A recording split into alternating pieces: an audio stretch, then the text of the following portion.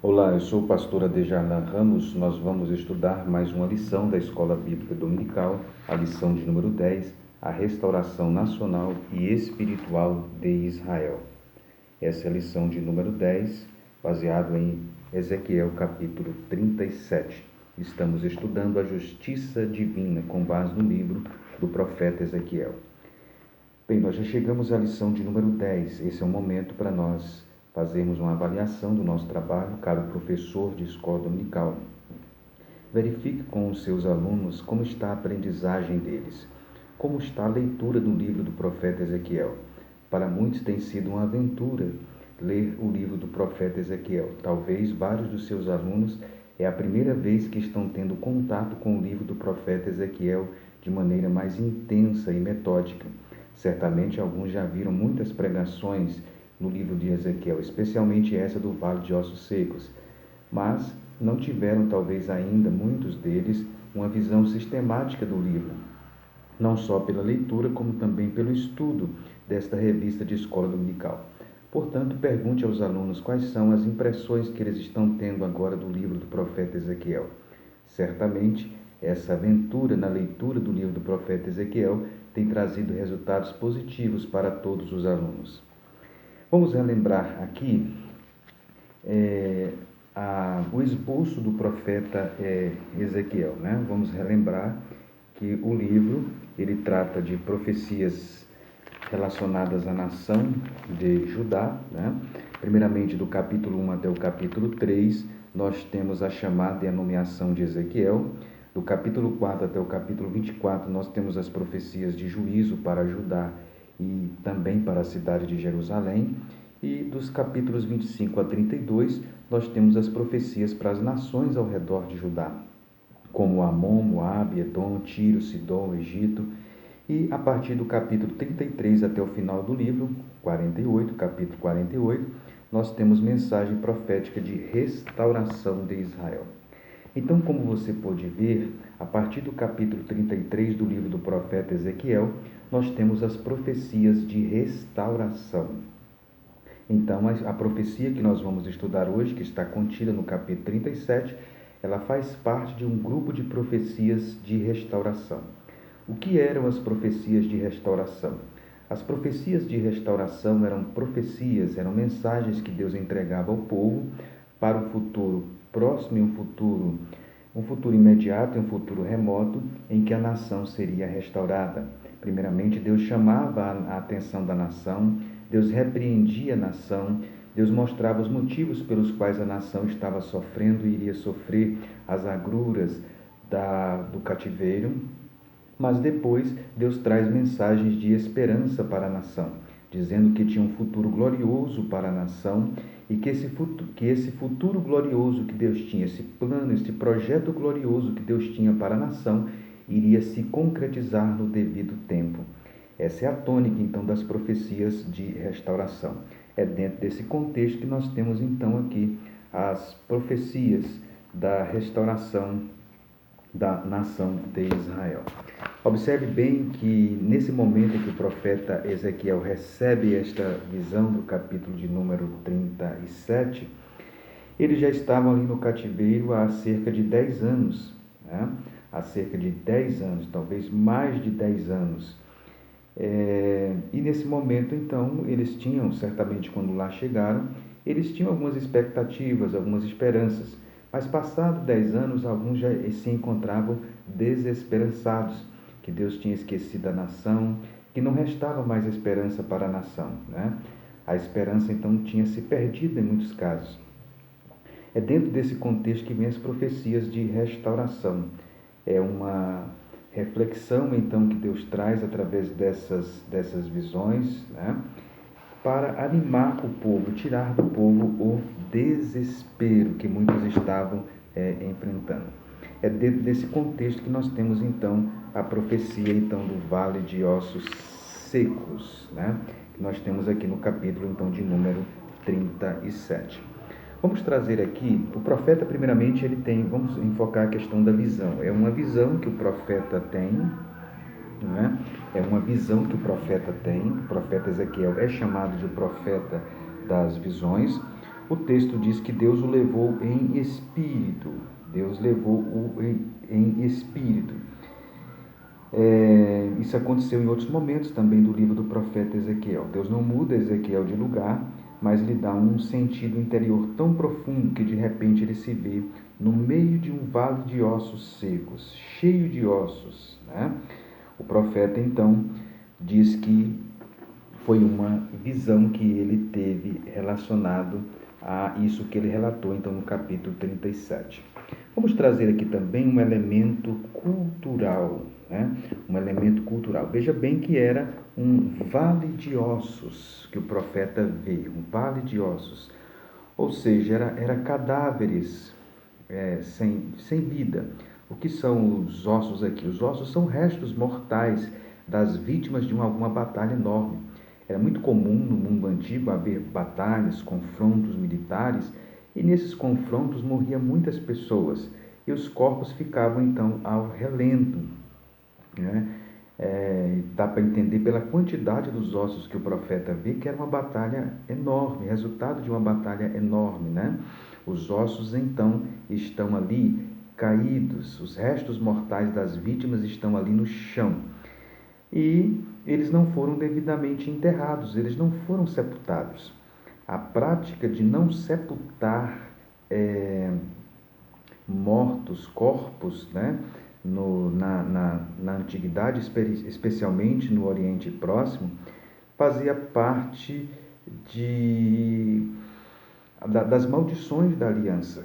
As maldições da aliança estavam relacionadas a isso. A prática de lançar corpos ao ar livre para serem comidos pelos animais selvagens é atestada pelos relatos, né, das origens do antigo Oriente Próximo. Aquelas pessoas e aqueles povos que quebravam juramentos de contratos ou pactos ilustrado então dessa forma. Os seus corpos então ficavam insepultos. A familiaridade israelita com o tratamento abominável de cadáveres é evidente. A gente vê isso em 2 Samuel 21, de acordo com o qual Davi autorizou os gibeonitas a vingarem a deslealdade de Saul contra o seu povo, matando vários de seus filhos e expondo seus cadáveres no topo da colina. Mas Rispa, a mãe deles, pôs-se entre os corpos para impedir que as aves e animais selvagens se aproximassem. Então, um texto que você deve ler como elemento cultural, que vai lançar luz aqui em Ezequiel 37, é 2 Samuel 21. Né? Então, Ezequiel, quando vê esta cena dos corpos ali ao relento, né? Os restos mortais das vítimas expostas ali naquele vale, ele deve ter se lembrado de Deuteronômio 28, versículo 25 e 26. Jeová vos fará cair diante de vossos inimigos, marchareis contra eles por um único caminho, mas fugirei deles por muitos caminhos. Tornai-vos-ei um horror para todos os reinos da terra. Vossos cadáveres servirão de alimento para as aves do céu e para os animais da terra, sem ninguém que os afugente. Você deve ler também Jeremias 34, versículo 17 a 20. Farei de vós um horror para todos os reinos da terra. Farei aos homens que transgridem a minha aliança, que não cumpriram os termos da aliança que fizeram diante de mim, como o bezerro que eles dividiram em duas partes e passaram entre as metades. Então, este elemento cultural aqui é importante. Esse vale de ossos secos que o profeta vê era uma cena típica, então, da antiguidade, né? Em que o profeta já conhecia, ele conhecia o texto de Deuteronômio e certamente ele deve ter se lembrado, então, desse texto. Então, o profeta tem uma visão desse vale de ossos secos e o texto diz que eles estavam sequíssimos, é o que o texto diz. Veja bem essa expressão sequíssimos, isso fala então já da antiguidade, do tempo, né, em que eles estavam ali, né?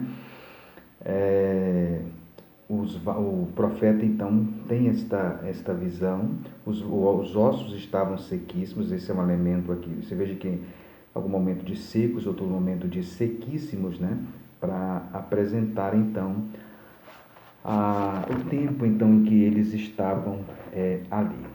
O profeta então contempla essa visão. Essa expressão sequíssimos aí dá a ideia de quê?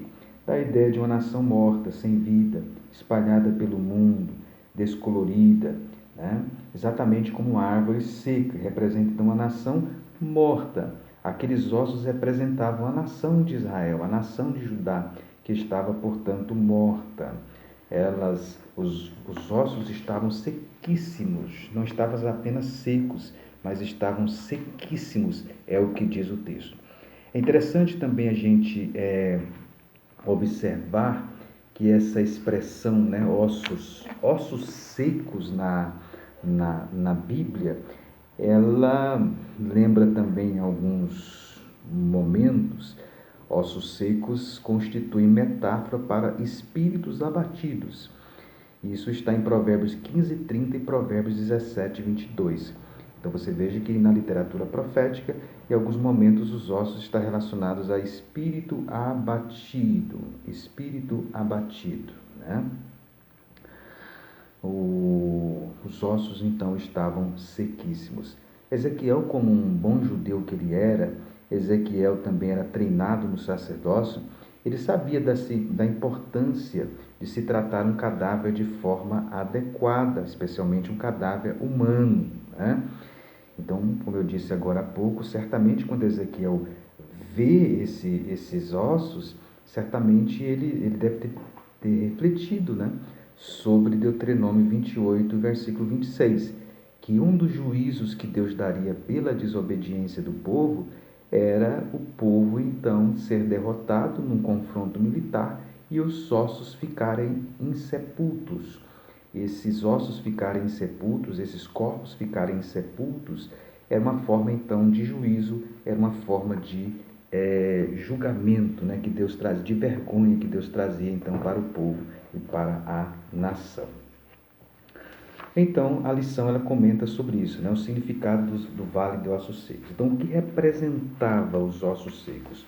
Os ossos secos, então, representava a nação de Israel. Há cerca de 10 anos eles estavam no cativeiro, muitos sem esperança. É por isso que os ossos estão secos ou sequíssimos, conforme diz o texto.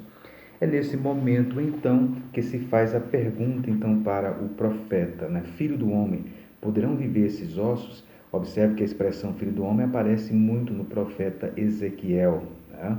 É uma expressão típica do profeta Ezequiel. Possivelmente, essa expressão ela quer relatar a humanidade do profeta, o aspecto humano do profeta. Pelo fato do profeta Ezequiel ser um profeta de destaque no Antigo Testamento, especialmente nesse contexto histórico do cativeiro de Judá no Antigo Testamento, parece que ele foi um homem, um profeta que tinha muita intimidade com Deus. Sempre que Deus iria fazer as coisas, revelava o profeta Ezequiel. E Deus então utiliza essa expressão filho do homem para lembrá-lo de que ele era mortal, que ele era humano. Apesar de Deus ter dado os privilégios a ele, falar com ele, trazer revelações profundas para ele, mas ele continuava sendo mortal, ele continuava sendo homem. E essa mortalidade, essa humanidade, esta condição humana dele se vê na expressão filho do homem. Inclusive foi utilizada por Jesus também nos evangelhos para se referir à humanidade de Jesus.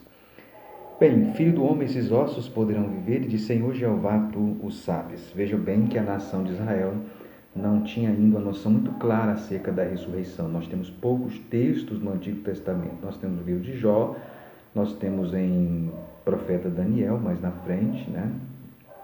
Mas o povo estava começando a ter a visão da ressurreição.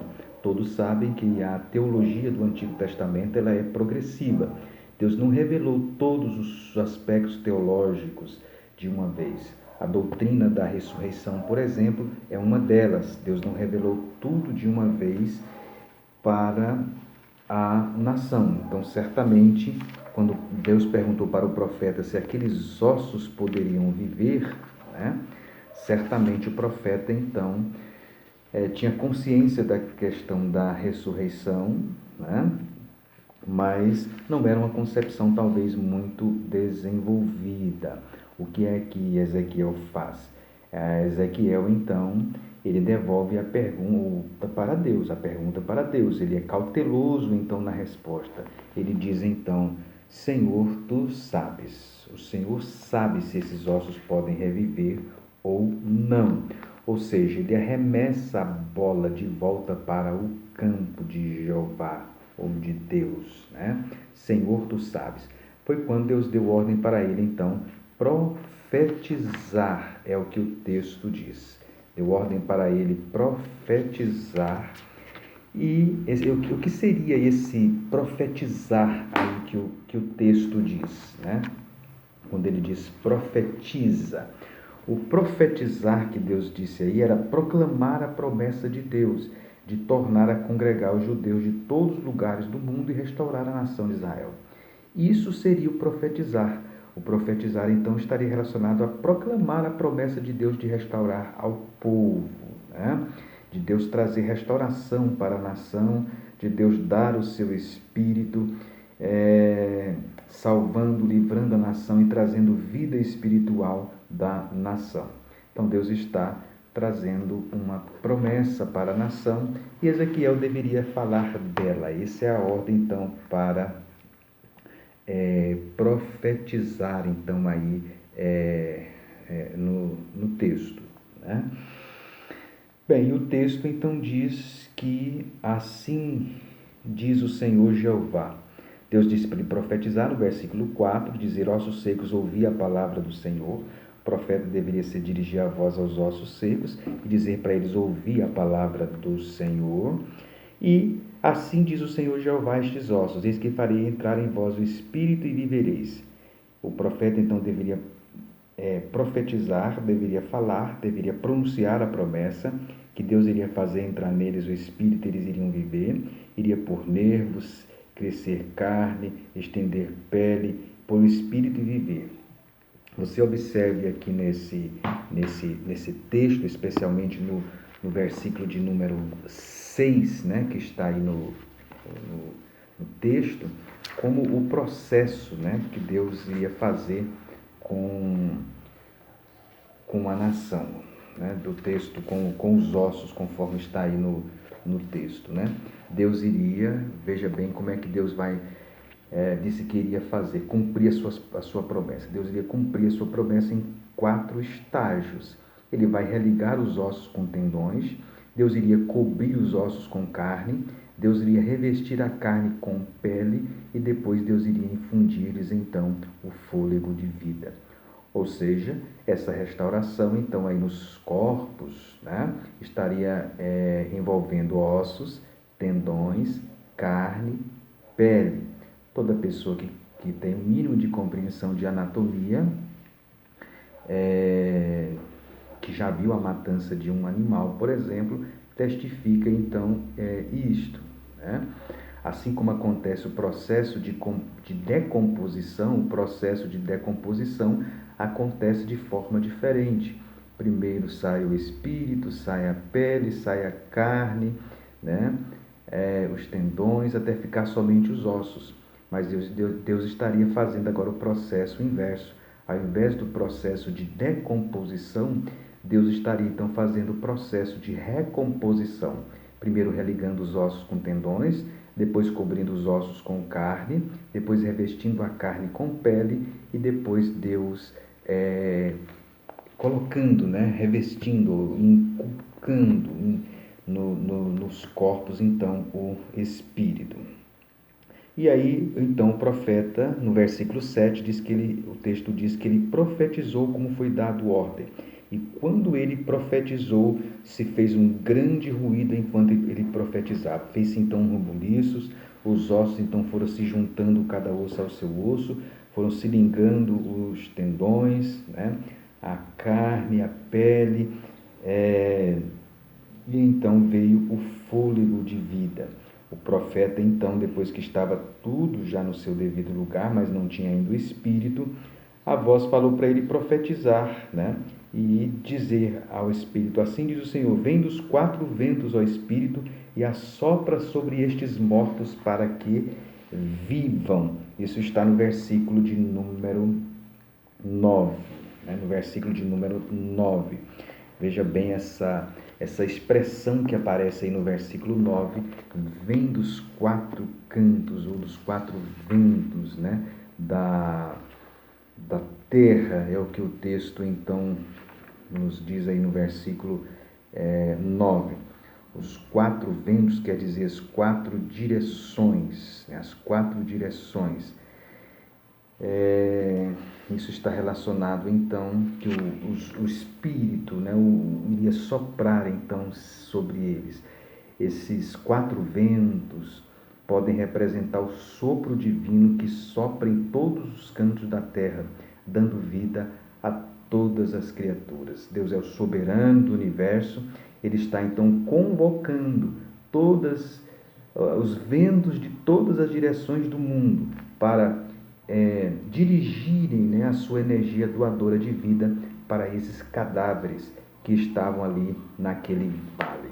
Essa foi a ordem dada então para o profeta. Ele profetizou como se deu ordem, e o Espírito entrou neles e eles se puseram em pé.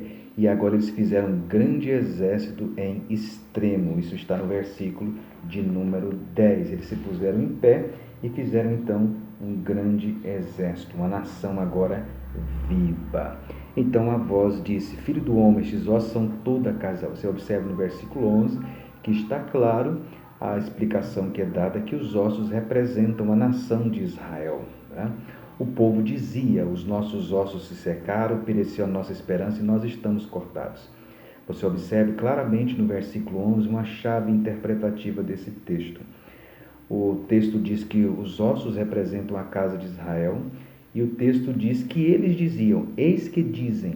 Isso era então o povo que dizia que os ossos então se secaram, pereceu a esperança. Você veja que o contexto então da profecia era um contexto então de desesperança que estava na nação. Foi isso que motivou, né, Deus então a trazer esta mensagem do vale de ossos secos. Eles diziam que estavam cortados, que Deus os tinha abandonado e que não restava mais esperança para eles.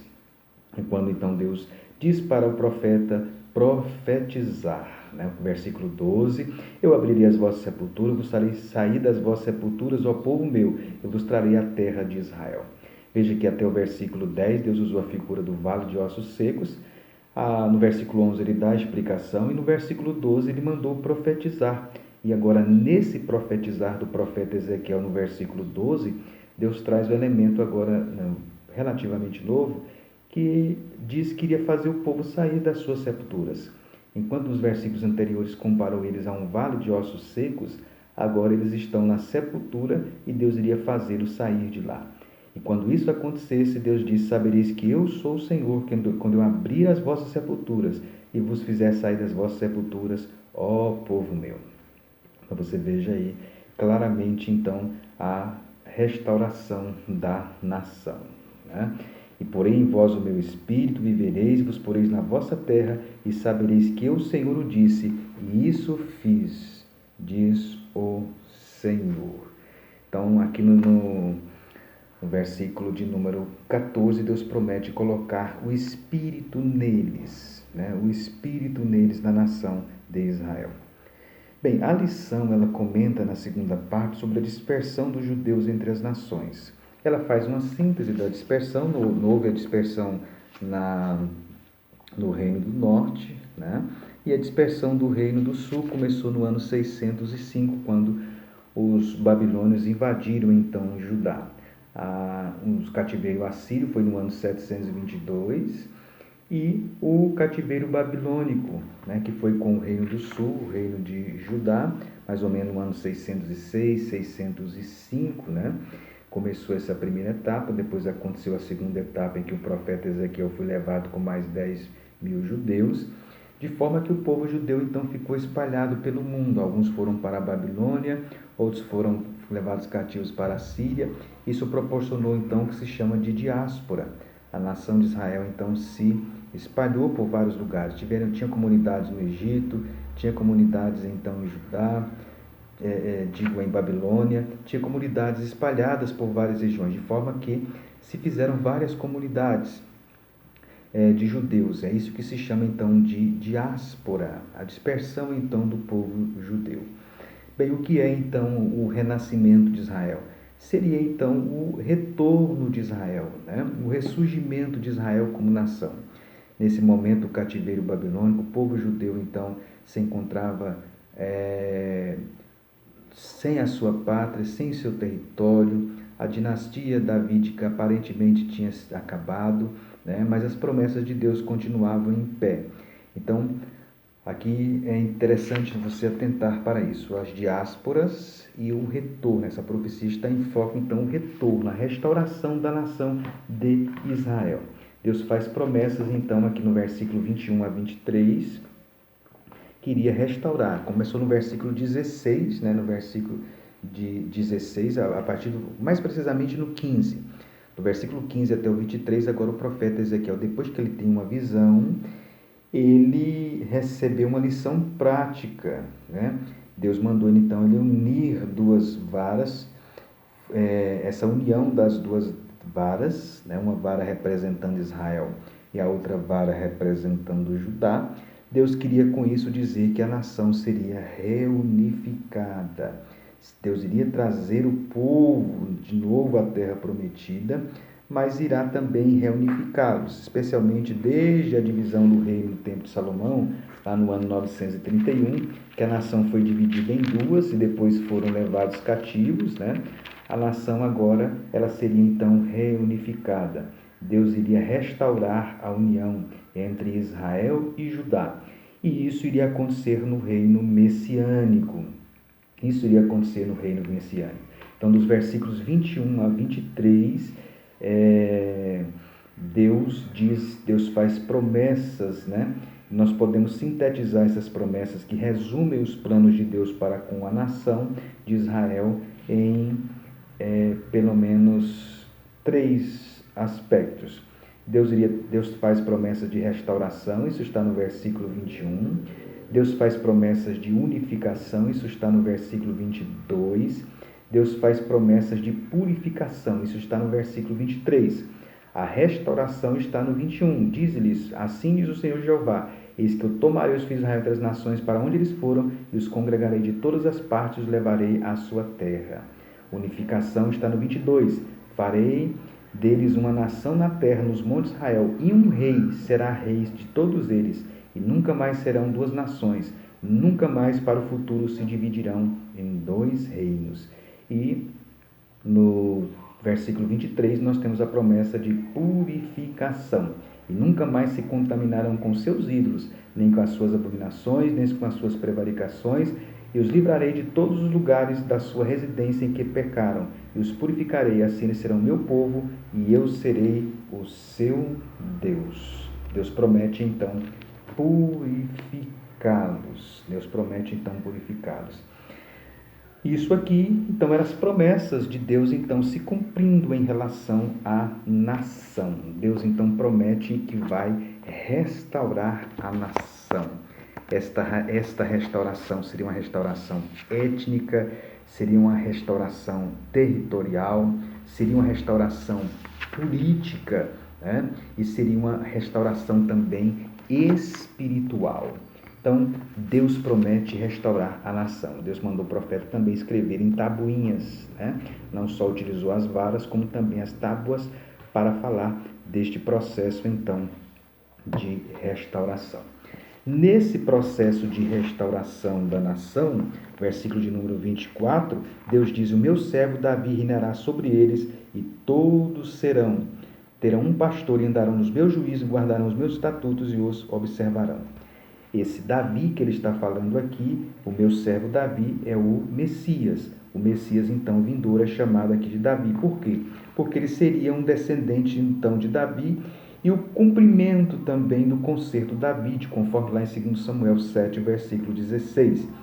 Ele iria purificar Israel dos seus pecados, ele iria receber, né, o povo iria receber o perdão, então, de Deus, iria guardar, então, a lei de Deus, né? E isso tudo iria acontecer no cumprimento, então, essas profecias estariam relacionadas, então, à morte na cruz e o ministério do Espírito. Elas entrariam em vigor neste momento. Então, você pode observar que neste momento, no versículo número 24, Deus insere uma profecia messiânica aqui no texto. Jesus Cristo está em foco. Então, aqui a gente observa que um dos objetivos dessas profecias de restauração, além de trazer uma profecia no sentido imediato, de restauração imediata para a nação, que seria o retorno deles do cativeiro e a unificação da nação. Tem uma profecia que tem implicações, no caso deles, para o futuro, né, com a era messiânica, quando o Senhor Jesus Cristo iria então trazer vida para a nação, aqueles que crescem de fato nele. Isso mediante a sua morte na cruz e também o ministério do Espírito Santo.